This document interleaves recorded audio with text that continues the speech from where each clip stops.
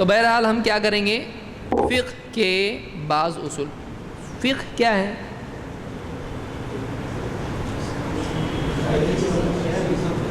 گہری سمجھ. کس چیز کی؟ دین کی گہری سمجھ کو فقہ کہتے ہیں. جیسے اللہ کے نبی صلی اللہ علیہ وسلم نے فرمایا من یرد اللہ بہ خیرا یفقہہ فی الدین. حدیث کے الفاظ کیا ہیں؟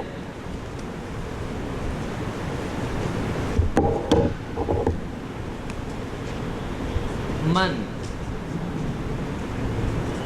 یرد اللہ بہ خیرا یفقہہ فی الدین.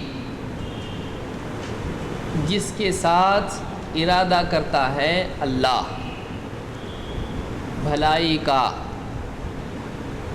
یفقہہ اس کو گہری سمجھ دیتا ہے، فی الدین دین میں. سمپل. تو یہاں پر یہ جو لفظ آیا ہے یفقہہ، تو اس میں لفظ بنا ہوا ہے فقہ، کہ جس کے ساتھ اللہ تعالیٰ بھلائی کا ارادہ کرتا ہے اس کو اللہ تعالیٰ کیا دیتا ہے؟ پیٹرو ڈالر، مال، جمال، اس کو دین کی گہری سمجھ عطا فرماتا ہے. یہ معلوم ہوا کہ دین میں گہری سمجھ کا ملنا انسان کو دنیاوی چیزوں کے ملنے سے زیادہ بہتر ہے. اس لیے کہ دنیاوی چیزوں پر جنت جہنم کا فیصلہ ہوتا ہے نہیں. دنیاوی چیزوں سے ایک آدمی کے پاس پیسہ آ گیا، اب اس کو معلوم پڑے گا حق کیا ہے باطل کیا ہے. لیکن اس کے پاس اگر دین کی گہری سمجھ آ جائے اب اس کو سمجھنے لگے گا صحیح کیا ہے اور غلط کیا ہے. تو زندگی میں سب سے اہم چیز یہ ہے کہ انسان کو حق اور باطل کا فرق سمجھ میں آئے. اس لیے کہ دنیا اتنی کنفیوزنگ ہے اور حق اور باطل کے اعتبار سے اتنا معاملہ پیچیدہ لگتا ہے بعض اوقات کہ کئی لوگ گمراہ ہو جاتے ہیں. کئی لوگ حق کی طلب کے باوجود گمراہ ہو جاتے ہیں. کیوں؟ اس لیے کہ ان کے پاس طلب ہے لیکن ان کے پاس صحیح سلیقہ نہیں ہے فرق کرنے کا. حق ان کے پاس آ کے سامنے سے گزر جاتا ہے، پہچان نہیں پاتے ہیں. باطل حق کے روپ میں آتا ہے، اس کو گلے لگا لیتے ہیں. تو یہ وجہ ہے کہ ایک آدمی گمراہ ہو جاتا ہے. تو یہ بات جو ہے حدیث میں آئی ہے کہ اللہ جس کے ساتھ خیر کا ارادہ کرتا ہے اس کو دین میں گہری سمجھ عطا فرماتا ہے. تو معلوم ہوا. اب یہ بات بتائیے کہ اس حدیث کی روشنی میں ایک بات سامنے آتی ہے کہ فقہ اچھا ہے یا برا ہے؟ ہاں، اچھا ہے. اچھا ہے. تو فقہ ایک اچھی چیز ہے. کون سا فقہ؟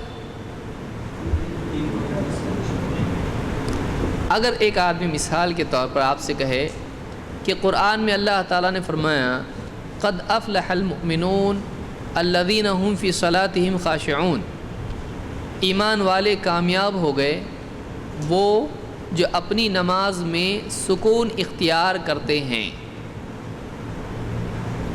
اور کہا کہ اس سے ثابت ہوتا ہے نماز میں سکون ہونا چاہیے. لہٰذا آپ رکوع سے پہلے، رکوع کے بعد اور اتحیات سے اٹھ کے جو رفع الیدین کرتے ہو یہ سکون کے خلاف ہے. تو کیا یہ فقہ ہے؟ کیا یہ سمجھ صحیح ہے؟ نہیں ہے. تو ایسی سمجھ جو اپنی طرف سے آدمی بنا لے، جو واقعی دلائل سے ٹکراتا ہو، تو ایسی سمجھ کا اسلام میں اعتبار ہے نہیں ہے. تو کیا ہم سرے سے فقہ کا انکار کرتے ہیں؟ نہیں، سرے سے ہم فقہ کا انکار نہیں کرتے ہیں.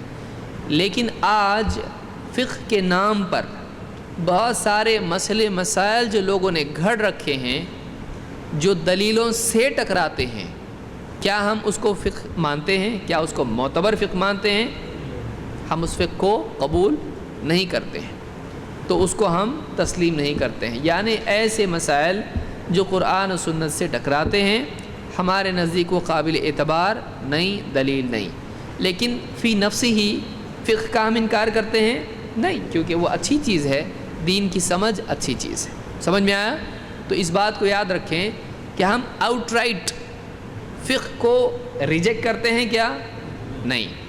ہم کس فقہ کو ریجیکٹ کرتے ہیں؟ جو قرآن و سنت سے ٹکرائے، جو اس کے مطابق ہو تو اس کو ہم تسلیم کرتے کہ نہیں؟ کوئی آدمی کہے کہ یعنی براؤن شوگر حرام ہے، بولے براؤن شوگر قرآن میں کدھر ہے؟ حدیث میں بھی نہیں، تو ہم نہیں مانتے اس کو، حلال ہے، بول سکتے ہیں؟ نہیں۔ یہ فقہ ہے۔ کیوں؟ اس لیے کہ قرآن و سنت میں نشہ آور چیزوں کو کیا کر دیا گیا ہے؟ حرام۔ اور چونکہ یہ ایسی چیز ہے جس میں نشہ ہے، اس لیے یہ بھی کیا ہو جائے گی؟ حرام، چاہے اس کا نام قرآن و سنت میں موجود نہ ہو۔ تو یہ کیسے معلوم پڑا؟ یہ فقہ کی وجہ سے معلوم پڑا کہ یہ استنباط کیا شراب کی طرح یہ ہے، شراب میں نشہ ہے، اس میں بھی نشہ ہے، لہذا یہ بھی حرام ہونی پڑے گی۔ تو اس کا نام نہ آنے کے باوجود ایک نئے دور میں نئی بات سامنے آئی، پچھلی دلیلوں سے اس کا فیصلہ کیا گیا۔ یہ کیا ہے؟ یہ فقہ ہے۔ سمجھا؟ تو بہرحال